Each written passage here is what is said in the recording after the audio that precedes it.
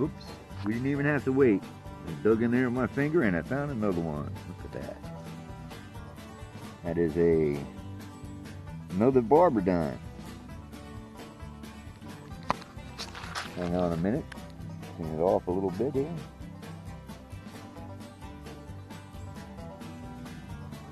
$1900. That's all right. Not bad for my first hole with something in it. Here we go, 4 coins. Oh, wait a minute.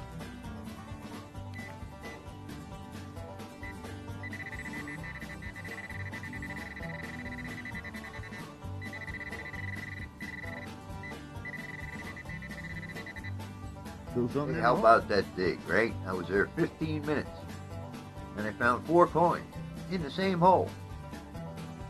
I don't know why, but they were all around that cut down oak tree. So maybe people sat there in the shade back in the day. You know, there used to be a ferry landing there. Who knows? You know, I still haven't found the mother lode yet, so I'll be going back and forth. But that got me to thinking.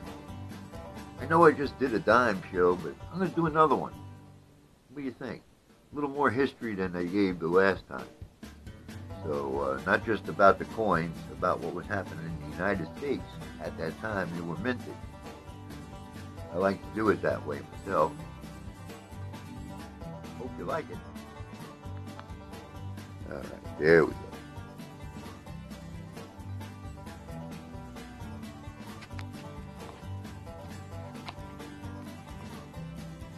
I've got 3 V-nickels, the same hole, and then in 1912 Barber dime, in pretty good shape too, considering it's probably been buried since the 20s. That house was built in the 1930s. There used to be a ferry service on the same piece of property. On the river, obviously. And then things happened. Holbert's burnt down, took the house next door, and that's how we got that stone one there. That was made by the Portuguese stonemasons who were all over the area doing WPA work. Look that up, Google it, you'll see what I mean. 1854, where that seated half dime was held. Up to you to see. There you go. The Republican Party was founded. Wow. In Ripon, Wisconsin. What's up there, you know? And it's the first convention later that year on July 6th in Jackson, Michigan.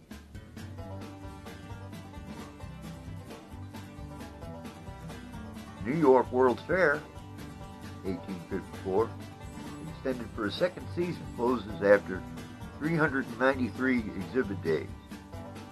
The second season, under the presidency of P.T. Barnum, raises the total attendance to over 1,100,000.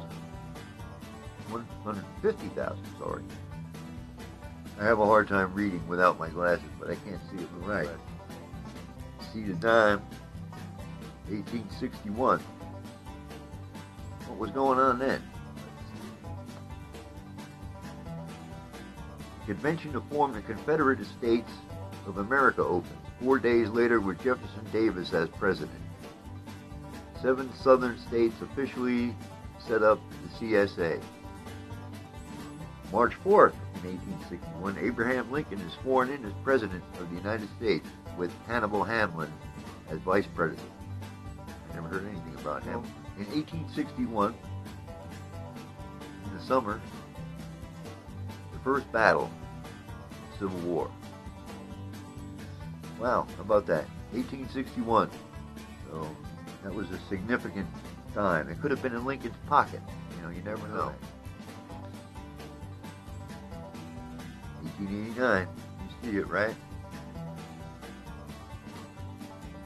Grover Cleveland, the president, sets aside the first public lands protecting prehistoric features at Casa Grande. Not Spanish. Anyway, in Arizona territory, these lands could not be settled or sold.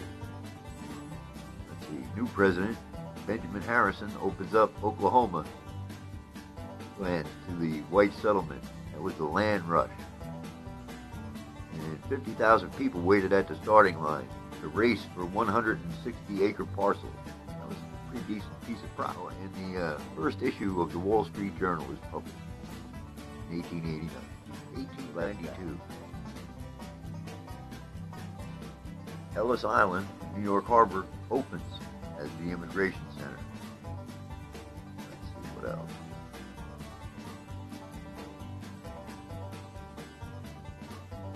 First game of basketball will be sanctioned at the YMCA in Springfield, Massachusetts.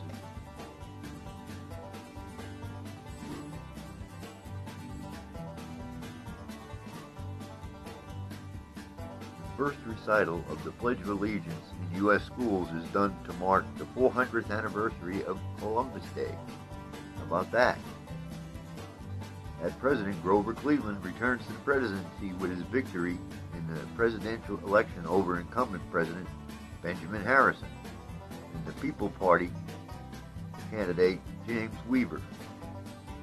Harrison, who garnered only 145 electoral votes to Cleveland's 277, and that was 1892. Next up, the 1900s. All right, 1892.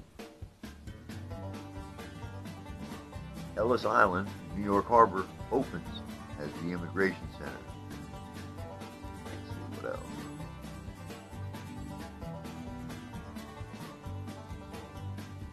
First game of basketball will be sanctioned at the YMCA in Springfield, Massachusetts.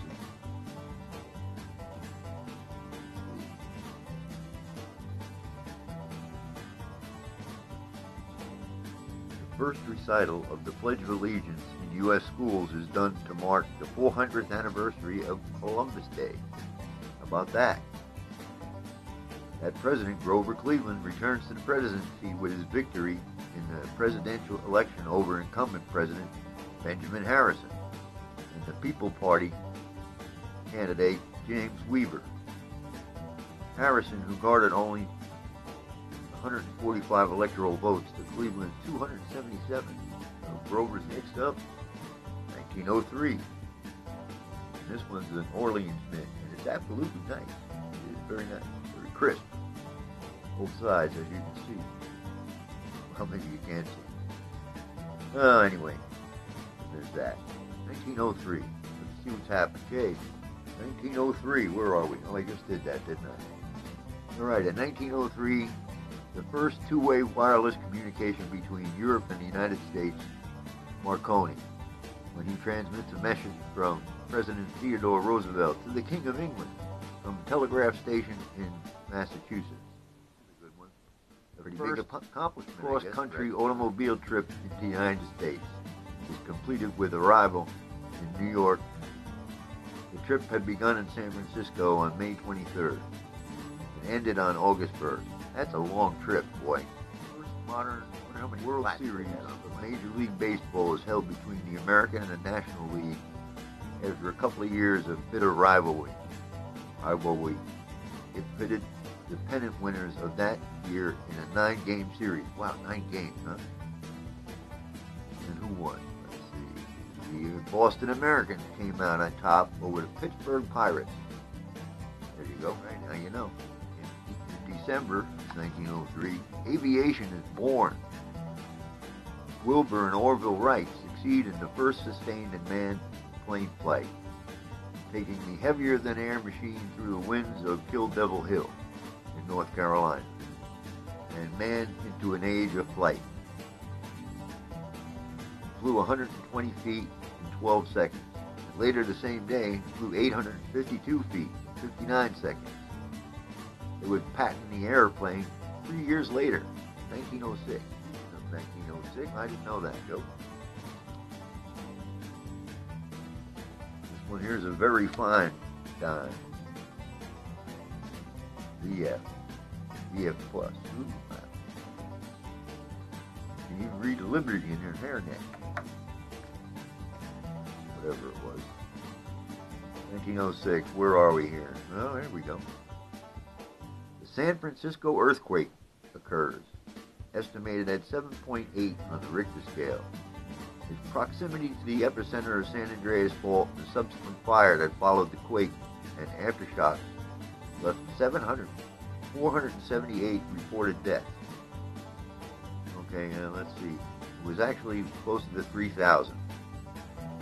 Almost $400 million in damages were sustained, and refugee camps were constructed at 21 sites throughout the city, including the Presidio, Fort Point, and Shoulder Gate Park. Fraud by a United States president occurs when Teddy Roosevelt leaves for a trip to inspect the progress in the construction of the Panama Canal. Boy, that was a big deal, huh? Hard to believe we did that. 1914.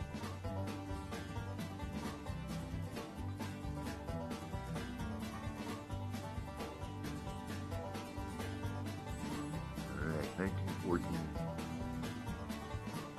Woodrow Wilson announces that the United States will stay officially neutral in the European conflict that would later become World War I.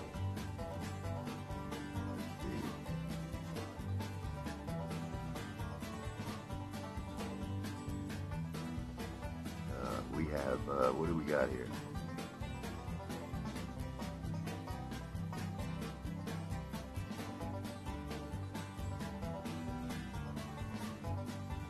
Babe Ruth makes his first major league debut in 1914. That's something good. That's about it for today. It's dark out, so it's dark 30. Time for me to go to Betty Bye, I think. I'm taping this a week ahead of time, so I don't have to do it next Sunday. But it'll be released on Sunday. If you can't wait, you tell me. I'll send it out there either way. And that concludes History Through the Dime, or something like that. Anyway, have a lovely... Oh, and don't forget that contest. All new subscribers are eligible. If you leave me a comment, tell me why you want a nickel. You'll give away 5 nickels this year. I mean, yeah, well, this year now. Not that long ago. I did the last one. Anyway, see you later. Don't forget, in the comments, tell me why you want one of my Buffalo nickels. If it strikes my fancy, you'll get one. So be good. Don't forget to comment anyway, even if you're not a new subscriber. Alright? Bye.